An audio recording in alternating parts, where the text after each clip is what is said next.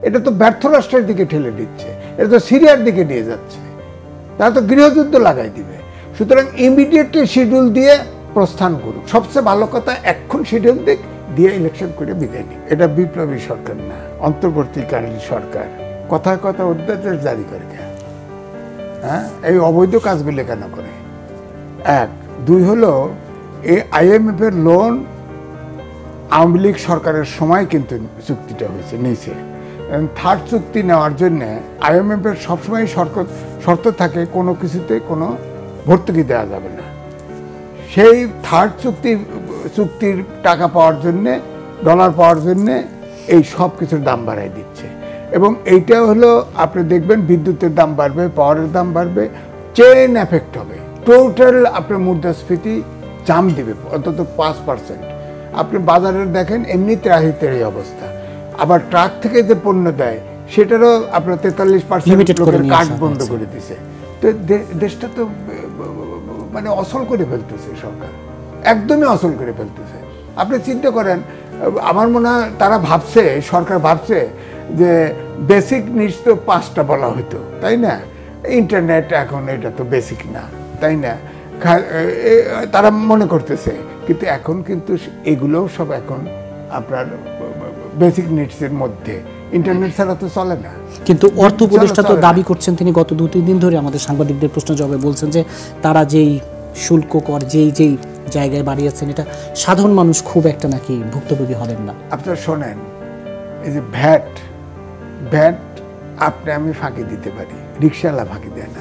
ও বোঝেও না যে ভ্যাট দিচ্ছে। ও যখন বিড়ি খায় ওই ভ্যাটটা কিন্তু আগেই দেওয়া হয়ে যায়। মোবাইলে যখন কথা বলবো, মোবাইলে যখন কথা বলে ভ্যাট অটোমেটিক চলে যায়। সুতরাং ভ্যাট কিন্তু এটাকে বলা হয় ইনডাইরেক্ট ট্যাক্স, তাই না? যদিও ট্যাক্স, ভ্যাট কিন্তু যাচ্ছে শুল্ক যে কমাচ্ছে, শুল্ক আমদানি করার জন্য কমাচ্ছে, সেটার বেনিফিট ম্যাক্সিমাম নিয়ে যায় ব্যবসায়ী, সাধারণ মানুষের। তার তো মার্কেট জাম দিচ্ছে। এখন ধরেন ভেজিটেবলের সিজন, যার ফলে ভেজিটেবল একটু শান্ত ছিল। এখন আপনার এই ট্যাক্স ভ্যাট বাড়ানোর ফলে দেখবেন এটাও দাম দেবে।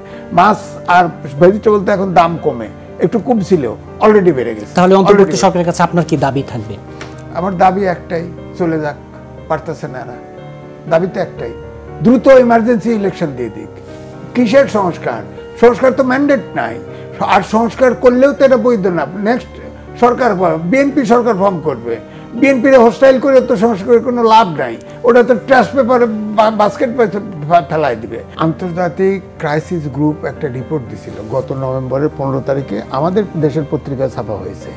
বলা হয়েছে যে এই দেশের যদি অন্তর্বর্তীকালীন সরকার যদি প্রত্যাশা পূরণ করতে ব্যর্থ হয়, তাহলে দেশ পুনের আগের জায়গায় ফেরত যাবে, অথবা সেনাবাহিনী দেশ নিয়ে যাবে। তা আমরা তো চাই যে পলিটিশিয়ান দেশ চালাক। সুতরাং আগের জায়গায়ও চলে যাবে এটাও চাই না, সেনাবাহিনী নিয়ে যাবে এটাও চাই না। সুতরাং ইমিডিয়েটলি আপনার ব্যর্থ রাষ্ট্রে পরিণত না করে, তারা যে অবস্থা করে ফেলছে এখন, এই দাম বানায়, শুল্ক ট্যাক্স বাড়ায়, এটা তো ব্যর্থ রাষ্ট্রের দিকে ঠেলে দিচ্ছে, এটা তো সিরিয়ার দিকে নিয়ে যাচ্ছে, তারা তো গৃহযুদ্ধ লাগাই দিবে। সুতরাং ইমিডিয়েটলি শিডিউল দিয়ে প্রস্থান করুক। কিন্তু সেই জায়গায় যে জাতীয় ঐক্যমত্যটাও তো আবার দরকার। ঐক্যমত্য না, ইলেকশনের ভিতরে যা ঐক্য, ফ্যাসিস্টের বিরুদ্ধে জাতীয় ঐক্য। 10 তারিখে দেখাইছে না, 10 তারিখে যখন নূর হোসেন দিবসে যখন শেখ হাসিনা বলছিল না যে ট্রাম্পের ছবি নিয়ে মিছিল করো, ওইটা অপমান করলে এটা পাঠাই দেবো, হয়েছে তো। তখন তো ওই ছাত্র, বিএনপি, জামাত সব নাম ছিল, ঐক্য আছে, ফ্যাসিস্ট সরকারের বিরুদ্ধে ঐক্য আছে। এদের ব্যর্থতার কারণে এখন এরা হচ্ছে আমার গ্রাম দেশে বলে ফাটাবাসের চিপায় রাজনৈতিক দল পড়ে গেছে।